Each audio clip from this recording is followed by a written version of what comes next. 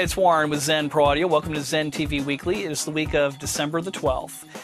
This past week, Bob and I actually put together a very cool D-to-A converter test jig. And around here, we like to be very fair about things. We also like things to be repeatable, even whether we could share the results sometimes with you guys or not. The whole idea is to actually know what are we hearing, not some subjective garbage that we have to spew back on people. We really want to hear what's going on. And the problem with D-to-A converters is that you have got to re-record it somehow. And so it's not really fair. You're not going to hear only a D-to-A. You're going to have to hear an A to D. Well, what we did was we actually ended up using 5.6 megahertz DSD to record the output of these D-to-A units. We then took those DSD files and we converted them to PCM and loaded them inside of their proper sessions in Nuendo, where we were able to listen and then we were able to null and things like that. And I have to say, last week was a very, very interesting week in that way. First of all, Antelope Audio, which we are new to the line, and I am not a clock guy. And you all know that I'm not a guy that's been out there saying, oh, you have to reclock everything and get a master clock and all of that. And I had used some lower to mid-price clocks in the past that really didn't make a difference on our rig. And then the Antelope Audio OCX came along. And I have to say that it was just instantaneous. We're not sitting around looking for something to blow us away and to really be noticeable. It was instantaneous, like, whoa, what happened right there?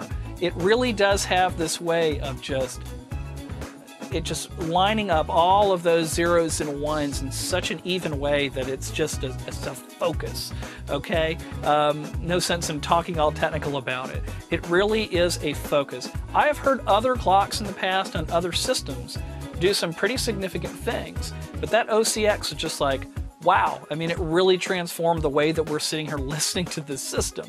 So I'm excited about the OCX.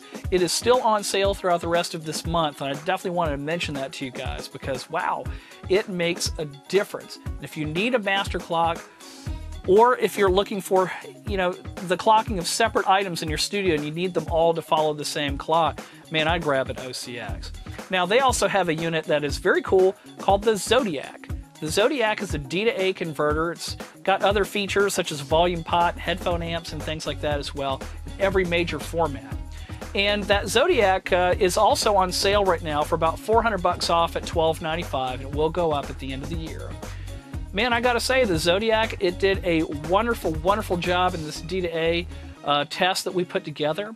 And it would be hard to imagine any more of a separation of left to right. The stereo imaging was extremely wide, so it seemed to be very, very true in that regard. And it had almost a slightly forward but detailed kind of sound to it that just really let you hear your way around things in the mix. I mean, it was very present and sort of had that kind of sound to it. Excellent stuff. And of course, they've got their own onboard clocking there. So just a very, again, just a very nice and smooth, jitter-free kind of signal, Awesome, just wide open kind of sound. A surprise this past week, Cambridge Audio. They've got a unit called the DACMagic, and now they have one called the DACMagic Plus. Now, these are primarily marketed towards, say, the audiophile or the computer audio crowd.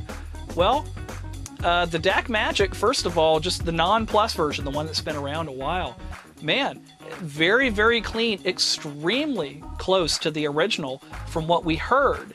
This is the kind of thing where it will accept not only USB and run on its own. So if you don't have driver conflicts, or if, say, you're solely mixing in the computer, maybe not even doing overdubs, or maybe you're working on, video work and scoring work where you're never recording audio, you're just mixing it. I mean, the clarity out of that thing is just absolutely phenomenal. And so again, it will accept all major formats. So if you're using, say, an M-Box or a 002, and you really want to kick that DA in the butt, yeah, we didn't have one here to do a direct comparison with, but I'll tell you right now, I know it would smoke it. Awesome sounding unit. A little bit more interesting than that being the DACMagic Plus, in that if you're looking for awesome D-to-A conversion, but you don't need speaker switching, but you need volume control, this thing has got the finest resolution digitally controlled analog pot that I think I've ever heard. I mean, it is just amazing the amount of resolution that you have to really dial in your volume settings just right. So this is another, again, sort of piece that was marketed more toward people listening to music. Amazingly clean. That pot doesn't significantly get in the way of the sound like from the original DACMagic either, and will also go to 192K. So these units are now being added to the Zen Pro site this week. They're priced right, but it's the sound that is really amazing. And again, if you are needing a volume control in a great DA, I gotta say, if you're not speaker switching, that DACMagic Plus is just awesome, awesome stuff. Now the Burl B2 DA, we have heard that before. We've done testing here before, and we have always saluted the Burl stuff. And, you know, interestingly enough, the closest signal to null to the original was the Burl, and while it also had just that somewhat more analog sound to it, it's just the best way that I can describe it.